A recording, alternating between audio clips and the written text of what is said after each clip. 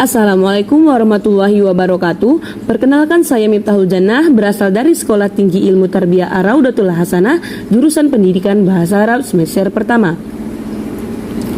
Sekolah Tinggi Ilmu Tarbiyah Ar-Raudatul Hasanah didirikan pada tanggal 18 Januari 2017, yang dimana pada saat itu Kemenak Republik Indonesia secara resmi menyerahkan surat keputusan atas pendiriannya STT yang terdiri dari dua prodi, yaitu Manajemen Pendidikan Islam dan Pendidikan Bahasa Arab. Tujuan saya membuat video ini untuk menyelesaikan tugas dalam mata kuliah Bahasa Indonesia yang diampu oleh dosen kami Al-Ustadz Radinal Mukhtar Harahap, SHI MPD. Keberagaman yang dimiliki bangsa Indonesia merupakan anugerah melimpah dari Tuhan Yang Maha Esa. Negara kita adalah negara yang terbentang dari Sabang sampai Merauke, terdiri dari beribu pulau, beraneka ragam suku, adat dan budaya yang menjadi satu bagian, yaitu negara Indonesia.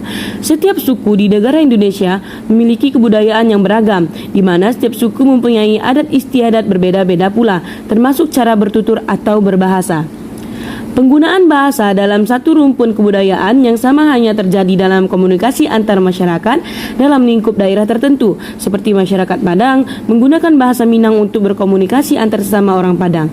Hal tersebut menjadi kendala apabila di suatu daerah terdapat kumpulan warga yang berbeda, terdiri dari kumpulan masyarakat dengan latar belakang budaya yang tidak sama, maka dibutuhkan bahasa yang dapat menjembatani kesulitan berkomunikasi dan sekaligus mempersatukan masyarakat.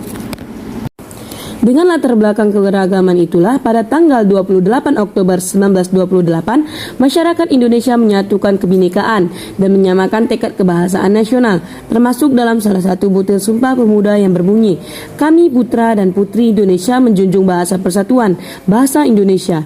Dengan adanya bahasa Indonesia sebagai bahasa persatuan, hambatan komunikasi yang disebabkan berbeda latar belakang sosial, budaya, dan bahasa daerah dapat teratasi dengan bahasa pemersatu. Banyak yang bertanya-tanya, mengapa kita harus mempelajari bahasa Indonesia di perguruan tinggi?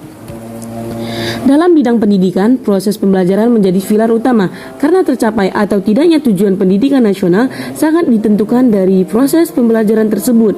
Berbagai mata kuliah diajarkan di perkuliahan, salah satunya adalah pelajaran bahasa Indonesia.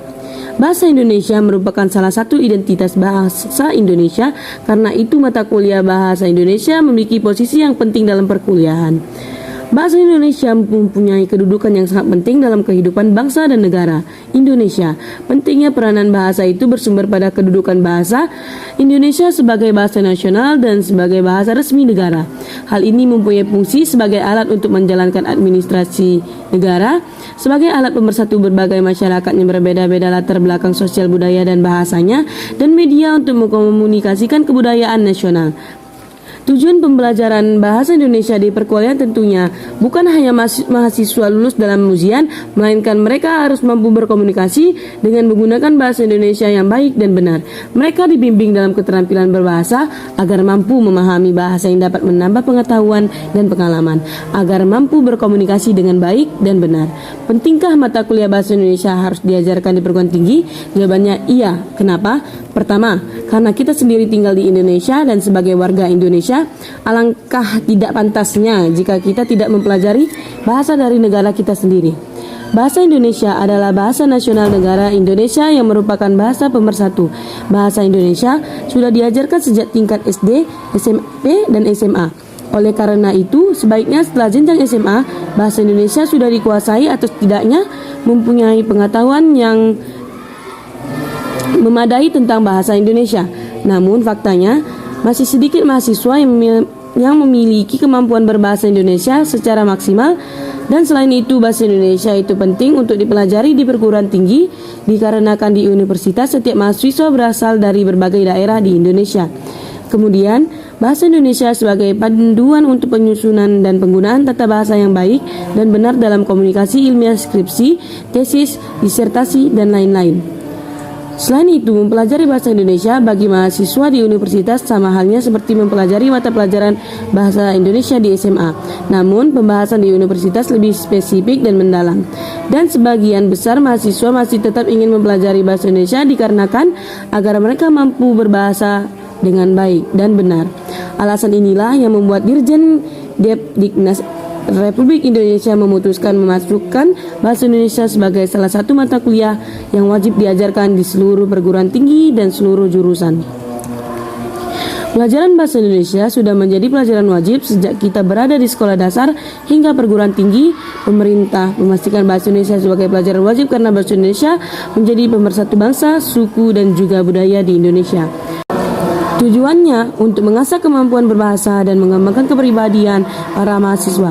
Sudah menjadi suatu kewajiban bagi kita selaku warga Indonesia untuk menguasai dan menerapkan bahasa Indonesia dalam kehidupan sehari-hari dengan baik dan benar, sehingga bahasa Indonesia dapat terjaga keasliannya. Dan saya akan berkomitmen untuk mengerjakan tugas bahasa Indonesia yang diberikan oleh dosen saya. Harapan saya kepada seluruh teman-teman saya untuk selalu bersemangat dan aktif dalam belajar di kelas, khususnya dalam mata kuliah bahasa Indonesia. Mungkin hanya sampai di sini. Terima kasih. Wassalamualaikum warahmatullahi wabarakatuh.